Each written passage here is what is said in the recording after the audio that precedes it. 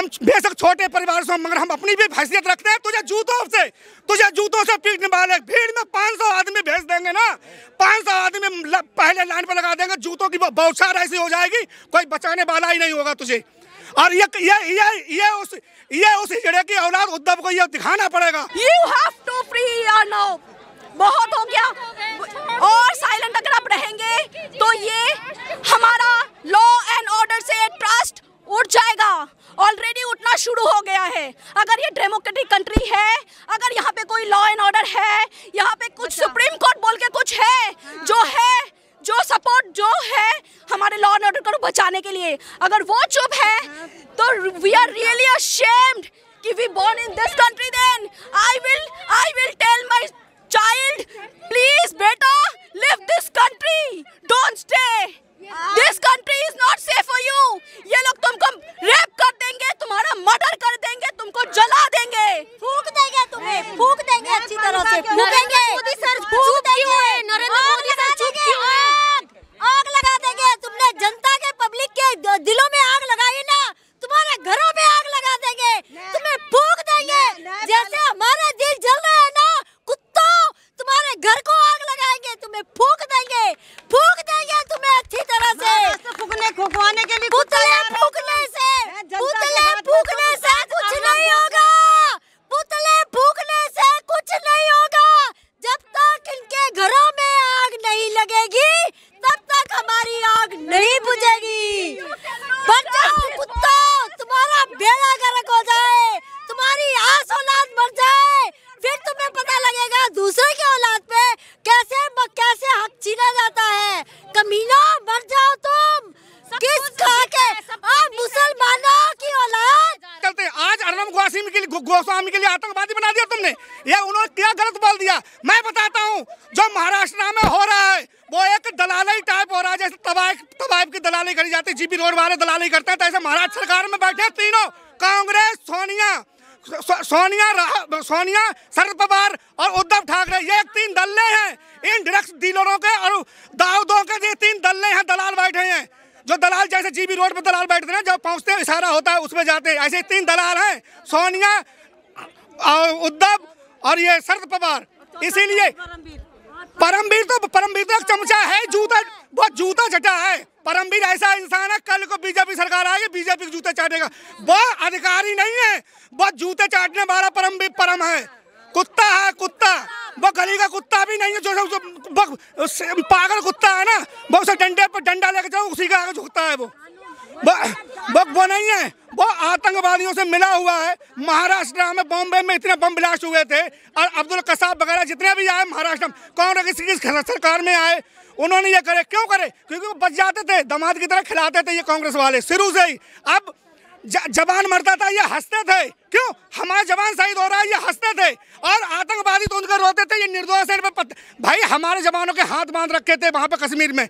अगर वो डंडा भी चलाते थे, वो पत्थर मारते, वो डंडा भी चलाने की पाबंदी परमिशन लेनी पड़ती थी कांग्रेस वालों से। आज उन्होंने अर्नब गोस्वामी को बंद कर रखा। क्या कह दिया था कंगना रनौत ने? क्या कह दिया कि ये पाकिस्तान, मैं बताता हूँ, दूसरा मिनी पाकिस्तान है वो महाराष्ट्र। इस समय पाकिस्तान से बेहतर स्थिति हो गई है महाराष्ट्र की। मैं बताता हूँ, मैं उद्धव को चैलेंज करता हूँ कि उद्धव तू भी शिवसेना में है और रहेगा, और तू भी कब ऐसा दल्ला है कभी बीजेपी में आएगा, मैं फिर भी तेरा जूतों से स्वागत करूंगा हमेशा, क्योंकि मैं भी अपना घर का हूँ और मेरे भी वहाँ पे कुछ है वैल्यू। मेरा भाई प्रमुख भी है, एक विधायक भी है। हम बेशक छोटे परिवार से, मगर हम अपनी भी हैसियत रखते हैं। तुझे जूतों से पीटने वाले भीड़ में 500 आदमी भेज देंगे ना, 500 आदमी पहले लाइन पर लगा देंगे, जूतों की बौछार ऐसी हो जाएगी, कोई बचाने वाला ही नहीं होगा तुझे। और ये उस हिजड़े की औलाद उद्धव को ये दिखाना पड़ेगा। अर्नब जी का बाल बाका भी होता है, तो मैं आपकी क्लिप में शाइनिंग इंडिया पे ये क्लिप देता हूं। यदि अर्नब जी को कुछ भी होता है, उसके सबसे बड़े जिम्मेदार उद्धव ठाकरे, शरद पवार, आदित्य ठाकरे, परमवीर सिंह और सोनिया गांधी होंगे। मैं आपको क्लिप दिए दे रहा हूं। हाँ, अर्नब की गलती है, बहुत बड़ी गलती है। साधुओं के लिए आवाज उठाई ना, वो जो नेवी ऑफिसर को ये शिवसेना के गुंडों ने पीटा था, उनके लिए आवाज उठाई। सुशांत सिंह राजपूत के लिए जब ये सारे पत्रकार एकदम चुप्पी साधे हुए थे, सिर्फ अर्नब ने आवाज उठाई। हाँ, गलती है, न्याय के लिए आवाज उठाई, सत्य के लिए आवाज उठाई, सच के लिए आवाज उठाई। हाँ गलती है, अरे इतनी बड़ी गलती है तो मुझे भी गिरफ्तार कर लो ना। यह आजादी भी मुझसे छीन लो कि मैं जंतर मंतर पे खड़े होके अपने हक की बात ना बोल पाऊं, यह भी मुझसे छीन लो। इतनी दिक्कत है, इनको भी गिरफ्तार करो, इनको भी करो, हम सबको तुम ले जाओ। अरे कितनों को गिरफ्तार करोगे? हर घर से अर्नब निकलेगा। होश में आ जाओ उद्धव ठाकरे। सनातनियों के विचारधारा के साथ ये खिलवाड़ मत करो, इसका भुगतान बहुत भारी पड़ सकता है। अब ये लोकतंत्र हम बोल ही नहीं सकते, या तो खुले में बोलो भैया नॉर्थ कोरिया बन गया ताकि सब लोग कोई सामने ही ना आए, पीछे से डर के बैठे रहे। अगर लोकतंत्र है सामने आ रहे तो तुम यूट्यूब वालों को बंद कर देते हो, कभी किसी को बंद कर देते हो, कोई अपना गुस्सा ही नहीं दिखाए। अब मोदी जी और अमित शाह जी जैसे अपनी इज्जत खो रहे हैं, वो हमें एक नाम होता था, अब उनका नाम धुलता जा रहा है। ये रिया चक्रवर्ती कौन थी? रिया चक्रवर्ती, इसकी रिया चक्रवर्ती, इसकी उद्धव ठाकरे का लड़का क्या नाम है, उसकी रखायल है, आदित्य ठाकरे की रखायल है रिया चक्रवर्ती। इसीलिए ये बचा रहे हैं, इसीलिए उसे बचा रहे हैं। और अगर उसकी रखायल नहीं है, उसकी रखायल नहीं तो आदित्य उद्धव ठाकरे की लड़की जो नहीं है, ये ड्रग्स डीलरों के पास सप्लाई करती है, बीजा सप्लाई ये करती है, उद्धव की लड़की और शरद की लड़की। ये कौन है?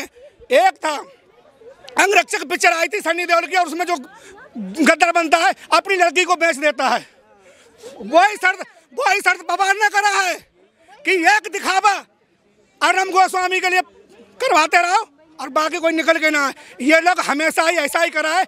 बॉम्बे में ही सबसे ज्यादा ड्रग्स क्यों आ रही है? बॉम्बे में क्यों आ रही है? बॉम्बे में क्यों आ रही है ड्रग्स इतनी? बाकी अदर स्टेट में क्यों नहीं आ रही है? बताइए आप हमें।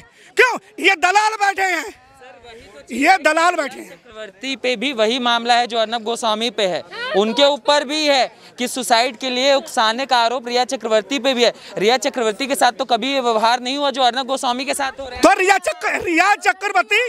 चक्रवर्ती आदित्य ठाकरे की रखायल जो है ना, मैं आपको कह चुका हूँ रखायल है, हम पे लगाओ, कौन सी दफा लगाओगे तुम?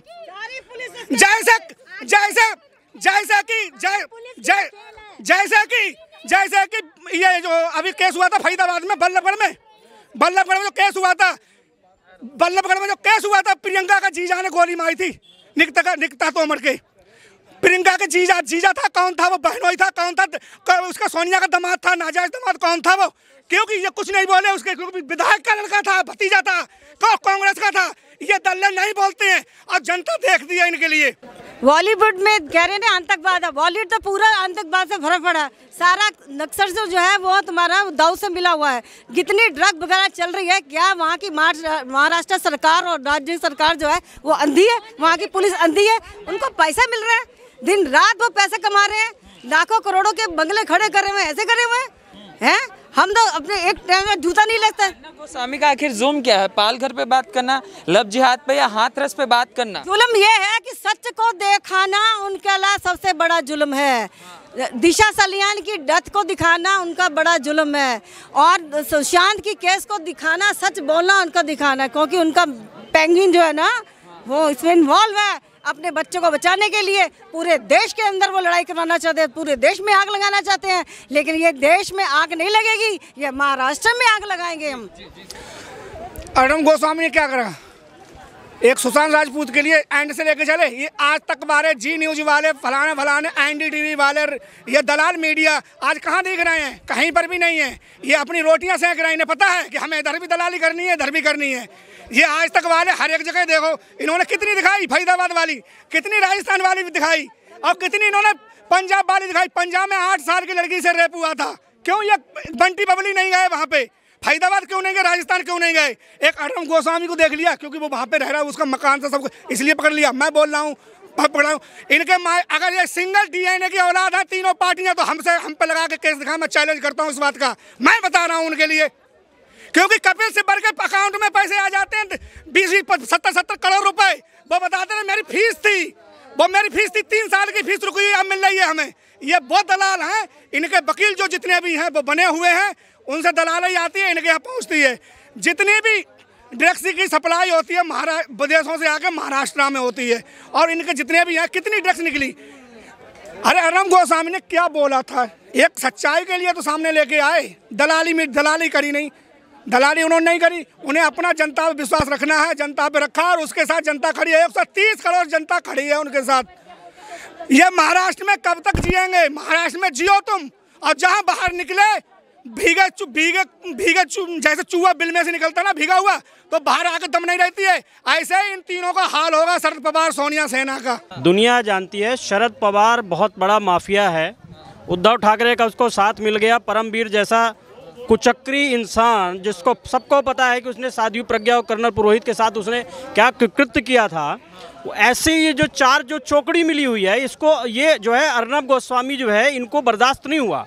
अर्नब गोस्वामी एक सच्चा पत्रकार है, हिंदुत्ववादी पत्रकार है, और उन लोगों को ये हजम नहीं हुआ कि ये हमारे जैसे रईस लोग और बड़े खानदानी लोगों के ऊपर उंगली कैसे उठा रहा है, तब कि वो सच की उंगली उठा रहा है। सुशांत का अगर वो केस नहीं उठाता तो वो केस दब गया होता, दिशा सालियान का केस दब गया होता, पालघर के संतों को जो केस उसने उठाया वो दब गया होता। इसने दबने नहीं दिया। अब इनको समस्या ये है कि हमारे ऊपर इसने उंगली क्यों उठाई। अब ये इनको बर्दाश्त नहीं हो रहा। जिस जेल में इनको ले आया गया है, मैं अच्छी तरह स्टडी करके आपको बता रहा हूँ कि वो उस जेल का इतिहास बड़ा खतरनाक है। उस जेल में बड़े बड़े आतंकवादी अबू सलीम जैसे लोग रखे गए हैं वहाँ पे। और मुझे तो ऐसा लग रहा है, मैं 4 दिन पहले अपने सोशल मीडिया में मैंने पोस्ट डाली थी कि बहुत फुल प्रूफ प्लानिंग के तहत अर्नब गोस्वामी को फंसा के और इसके मर्डर की प्लानिंग हो रही है। बिल्कुल जेल में इसका मर्डर हो सकता है। और हमारे देश के ये जो जज साहब हैं, जो स्वतः संज्ञान वाले हैं, पटाखा नहीं फूटना और होली में पानी नहीं जो है फेंकना, ये कहाँ मर गए जी? ये कहाँ इनकी जो है इनके मुंह में दही जम गया? ये अंधे बहरे दिखाई नहीं दे रहा है। कहाँ है ये? रात को 3 बजे तुमने आतंकवादी के लिए कोर्ट खुलवा दी और इनको दिखाई नहीं दे रहा है। क्यों नहीं? वो चिल्ला रहा है जोर जोर के वैन के अंदर कि मेरी जान को खतरा है। ये कहाँ मर गए ये सब सारे के सारे? तो मेरा कहने का मतलब ये है भैया कि देश को खड़ा होना पड़ेगा। यही समय है, देश को खड़ा होना पड़ेगा और अर्नब गोस्वामी को बचाने के लिए हम सब लोगों को आगे आना पड़ेगा। सर यही जनता इंसाफ की बात कर रही है। सर कहाँ गए? मैं इन लोगों से यही तो कहता हूँ कि इन लोगों की चमचागिरी करो, कुछ भी नहीं होगा तुम्हें। चाहे देश के लिए गाली दो, चाहे जवानों के लिए गाली दो, जहाँ इनकी औकात पे आ गए, इनकी कमियां निकाल दी तो उसी को ही पकड़ के गिरफ्तार कर लेते हैं। यही इन्होंने सब अर्नब के साथ करा है। अर्नब ने क्या करा? अर्नब जी ने सिर्फ एक यही तो काम करा, सुशांत राजपूत का केस लाए, पाल घर वाला केस लाए, जितने भी ये ड्रग्स माफिया जो जितनी ड्रग्स हो रही है, जितनी भी ड्रग्स जहाँ से आ रही है, विदेश से आ रही, सारी बॉम्बे में आ रही है। बॉम्बे में कौन कर रहा है? दाऊद के सब गुर्गे बैठे हैं। अर्नब गोस्वामी कह रहे हैं सर उन्हें जान का खतरा है। सर आज क्यों कोर्ट स्वयं संज्ञान क्यों नहीं ले रही? सर जब उन्होंने बोला है वो चीज़ गलत हुई है।